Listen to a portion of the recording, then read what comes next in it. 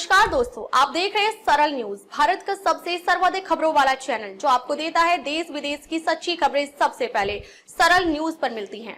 आइए आगे बढ़ते हैं आज की मुख्य खबर की ओर। नमस्कार, आप देख रहे हैं सरल न्यूज और मैं हूं आपके साथ मानव कश्यप। मेरी मौजूदगी अभी अशोक विहार की जेलरवाला बाग कॉलोनी के अंदर हूं और मेरे पीछे जरा आप ये ऊंची ऊंची इमारतें जो देख रहे हैं, ये किसी और ने नहीं बल्कि दिल्ली सरकार की तरफ से जो झुग्गियां तोड़ी गई थी उनमें जो लोग रह रहे थे उनको अलॉटेड की गई है।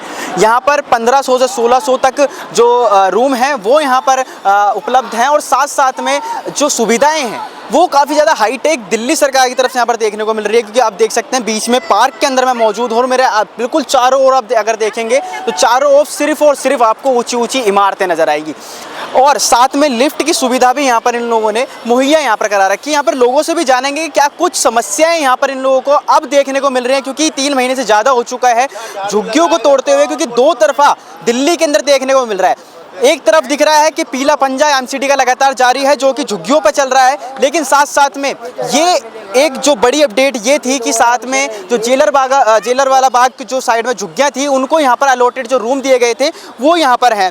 सर हमारे साथ में है, उनसे बात करेंगे। सर पहले तो मैं आपका नाम जानना चाहूँगा। मेरा नाम शिव बच्चन सिंह है।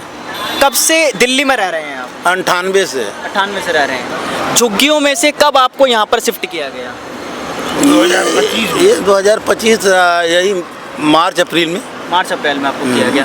क्या कुछ सुविधाएं आपको यहाँ मिल रही है और किस किस चीज़ की दिक्कत है अब आपको यहाँ पर? अभी तो देखिए, जिस हिसाब से यहाँ पर हम लोगों को कह कर दिया गया था कि फुल फीट फाइनल देंगे, लेकिन हम जब उसमें गए तो लाइट नहीं था।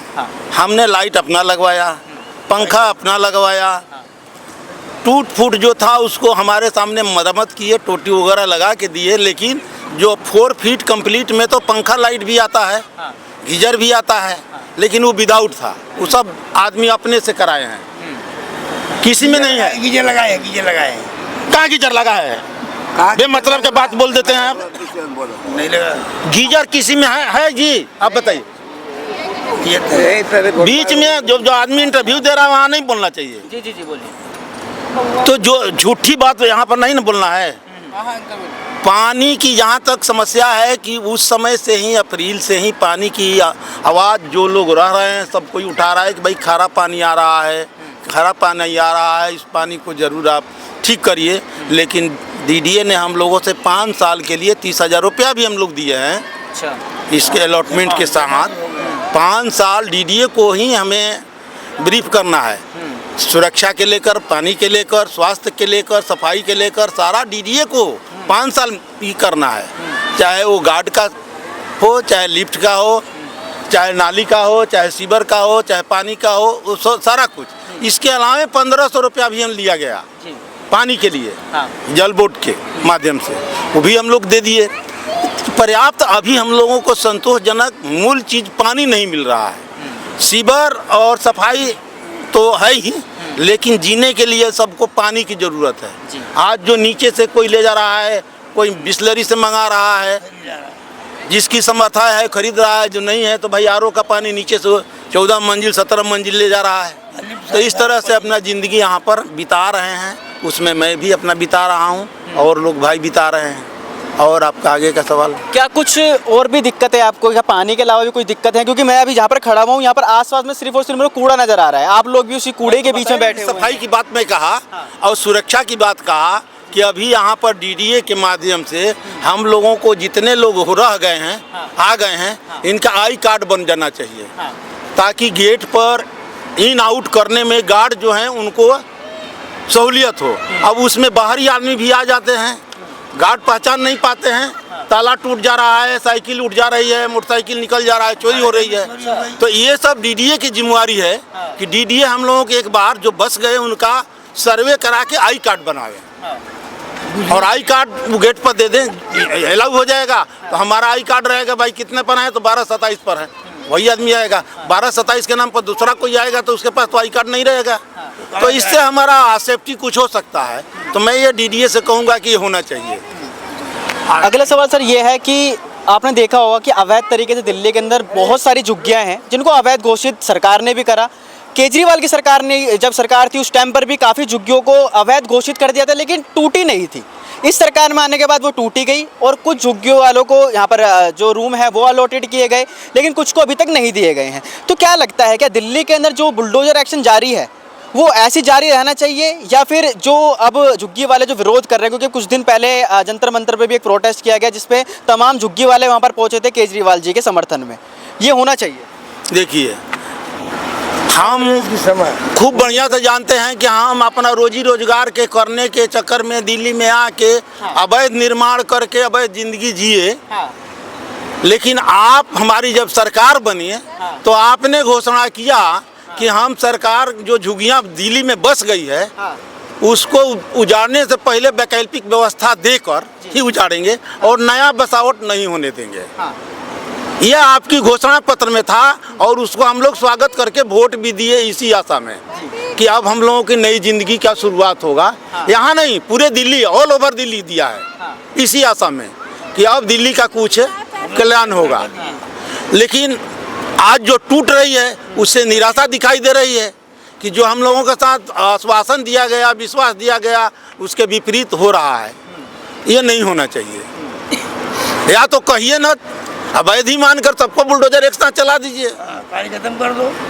वोट से पहले तो वोट की राजनीति आता है तो आप कहते हैं कि नहीं, आपको बिना वैकल्पिक व्यवस्था दिए नहीं तोड़ा जाएगा।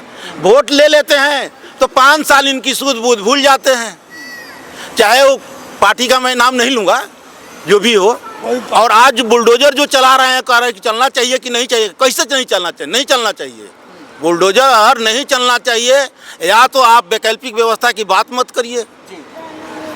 लेकिन सर, आपको ऐसा नहीं लगता कि जो लोग अवैध रूप से दिल्ली में आके रह रहे थे, आप तो काफ़ी सालों से रह रहे हैं, आपने खुद भी बताया कि आपको हो गए हैं 40-45 साल से ज़्यादा हो गए हैं दिल्ली में रहते हुए, लेकिन जो लोग अभी आके यहाँ पर अवैध रूप से रह रहे हैं, चाहे वो रेलवे लाइन के पास में हो या फिर उसके पास में हो, क्या वो नहीं टूटनी चाहिए? रह रहे हैं तो हमारे दिल्ली प्रशासन के सहयोग से बसार बन रहे हैं। दिल्ली प्रशासन जिस दिन चाह जाए उस दिन दिल्ली में एगो तिनका नहीं हिलेगा।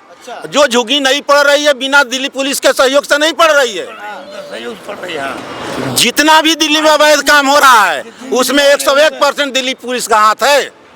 इस बात को आप माने या तो न माने, हमें भी अवैध काम करना होगा तो दिल्ली पुलिस से जाके महीना तय करेंगे और काम धड़ल्ले के करेंगे। हो रहा है, दारू बिक रही है। और जब वो हाईलाइट हो जाता है तो कहते हैं कि लोग बना लिए, पुलिस पल्ला झाड़ दी, पुलिस पल्ला झाड़ दी कि लोग बना लिए। कौन लोग बना लिए भाई? पैसे तुम नहीं लिए हो। बिहार से यूपी से लेकर एमपी तक आपको एक वारंट आता है तो उसको 24 घंटा में छान के रख देते हो। और यहाँ आके अवैध काम कर रहा है उसको आप नहीं देखते हो। इसकी बात है कि आप मिली भगत से आप सब काम करवा रहे हो, कर रहे हो।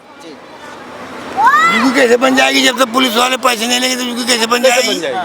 मतलब नहीं बनने का। इसमें आप कौन सी झुग्गी से यहाँ पर आए थे? हम आए 433 से। सी ब्लॉक में है। हम ही सी ब्लॉक में 433 में रहते हैं। अच्छा, वहाँ पर भी इस तरीके के अवैध काम होते थे? नहीं, हम पहले झुग्गी बनाते थे तब अवैध काम। जेलरे बाग से आए हैं। जेलरे बाग में थे। अब ये सोमवार अपार्टमेंट में आए हैं। 433 मकान नंबर हमारा है। और अवैध काम तो बहुत ज्यादा होते थे। जो लोग दारू बेचते थे, जुआ खिलाते थे, सट्टाबाजी होती थी, शराब अफीम गांजा बेचते थे। तो पुलिस के माध्यम से होता है कि हमारे माध्यम से होता है। जब हम पैसे देते हैं पुलिस वाले कहते भैया खिलाओ। अच्छा, यहाँ भी ऐसा कुछ देखने को मिल रहा है? यहाँ भी नहीं मिल रहा। अभी नहीं मिल रहा। नहीं, अभी तो इसमें फिलहाल नहीं है। अभी नहीं है, फिलहाल नहीं है।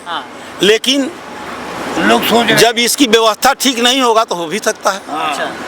अभी डीडीए के माध्यम से मैंने कहा कि जब तक आई कार्ड नहीं बन जाएगा, आए दिन यहाँ पर मोटरसाइकिल, अभी परसों चोरी चली गई, किसी की साइकिल चली गई, किसी की ताला टूट जा रहा है। तो हम लोगों को सर्कुलर यार तो बोलने दो यार, आप क्यों बीच में बोल रहे हो? कोई नहीं सर, बोलिए।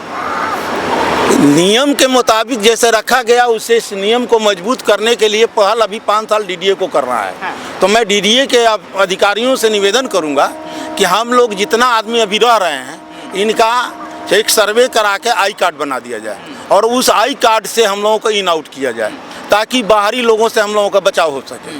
जैसे कि आपने अभी बाहरी लोग बोला, साथ में अंकल जी ने एक बात भी बोली कि जिन झुग्गियों से आप लोग यहाँ पर आए वहाँ पर अवैध काम लगातार चल रहे थे और आज भी चल रहे हैं दिल्ली के अंदर, जैसा आपका कहना है। तो क्या आपको एक आपकी बात हम जब इसमें अंदर आ गए तो हम इस सिस्टम को फॉलो करेंगे। जो हमारे से दूर हैं वो हमारे लिए बाहरी हैं। अभी जब भी आए तो उनका पहचान होना चाहिए कि ये आए अलग से हैं। ये मेरा कहना है।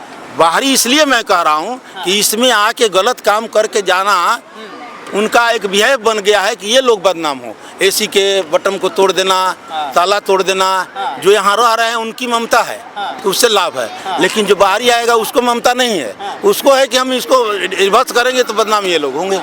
तो उसकी बचाव के लिए मैं कह रहा हूँ। अच्छा, बाहरी लोग, आपने बाहरी लोग की बात करी। अभी हम लोग इस स्ट्रीट से सामने से अंदर आए तो हमने दीवारों पे देखा कि लाल कलर के ना धब्बे नजर आ रहे हैं, शायद वो गुटके के भी हैं। तो क्या वो बाहरी लोग करके गए? नहीं, देखिए हम तो पहले भी आपको इंटरव्यू में ये दिए हैं कि हमारे अंदर अभी शिक्षा की कमी है, जिसके चलते हम अभी उसको सुधारने की कोशिश करेंगे।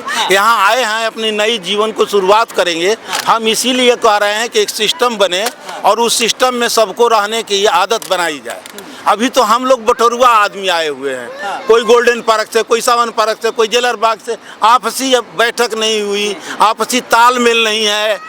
तो हम अभी कोई बात कहने में आए, दूरियां बनी हुई है। जब सर्वे हो जाएगा, सबका आई कार्ड हो जाएगा, सबका समन्वय हो जाएगा, तो उसमें हम अपनी बात कहेंगे, वो अपनी बात कहेंगे, सुधार की राह तय हो सकती है। ठीक है सर, आखिरी सवाल यही कि जैसे मैं पहले वाले क्वेश्चन रिपीट करूंगा कि अवैध तरीके से जो झुग्गियों में काम चल रहे थे, यहाँ पर अभी देखने को ऐसा नहीं मिल रहे हैं और आगे अगर ऐसा होता है तो वो जांच का विषय होगा। लेकिन एक नई जिंदगी क्या लगता है आपको बच्चों को, यहाँ के लोगों को नहीं मिली है? क्योंकि वहाँ पर अवैध रूप से काम हो रहे थे, बच्चे देख रहे थे, नशा हो रहा था, उनको भी उस चीज़ की लत लग सकती थी, लेकिन यहाँ पर ऐसे नहीं है। तो एक नई जिंदगी की शुरुआत का बहुत बढ़िया अवसर मिला है, चाहे जिस सरकार से मिला हो। मैं तो देखिए राजनीति में विश्वास नहीं करता हूँ, काम में विश्वास करता हूँ। काम कोई किया है उसको भगवान, हम नहीं कहेंगे तो भी भगवान उसको भला करेंगे। लेकिन मैं ये कह रहा हूँ कि जिसने भी किया है, यहाँ इतना गरीबों को नई जिंदगी सुधारने का मौका दिया है, इसके लिए वो धन्यवाद के पात्र हैं। ठीक है सर। तो यहाँ पर ये लोग थे जिनका साफ तौर पे ये भी कहना था कि एक नई जिंदगी तो हमें मिली है, साथ साथ में काफ़ी चीज़ें जो सुधार हैं वो भी देखने को मिला है, लेकिन काफ़ी सारी चीज़ें ऐसी है यहाँ पर जो अभी भी यहाँ पर सही नहीं हो पाई है, चाहे वो पानी की हो या फिर यहाँ पर जो गंदगी हो रखी है, साफ़ सफाई की हो या फिर सिक्योरिटी की बात हो, वो अभी तक ठीक होने का कोई जो नाम है वो नहीं ले पा रही है। लेकिन देखने वाली बात ये होगी क्या सरकार ने ये जो कमरे यहाँ पर इन लोगों को अलॉटेड किए हैं, जो रूम यहाँ पर अलॉटेड किए गए हैं, इन बिल्डिंगों में शरण दी है झुग्गी बस्ती वालों को, साथ साथ में क्या जो ये असुविधा जो इनको हो पा रही है, क्या इनकी सुविधा इनको मिल पाएगी, ये देखने का विषय होगा। बाकी इस वीडियो को लेकर के आपकी क्या राय है कमेंट सेक्शन जरूर बताएं। देखते हैं सरल न्यूज़, बहुत बहुत धन्यवाद। अब तक के लिए बस इतना ही, फिर मिलते हैं एक ऐसी ही बड़ी खबर के साथ। तब तक के लिए नमस्कार और देखते रहिए सरल न्यूज़। सरल न्यूज़ में बने रहने के लिए हमारे चैनल को फॉलो करें और लाइक करें, सब्सक्राइब करें, बेल आइकन दबाना ना भूलें। अगर आप हमें फेसबुक, ट्विटर या इंस्टा के माध्यम से देख रहे हैं तो हमें फॉलो करें, कमेंट करना ना भूलें। धन्यवाद।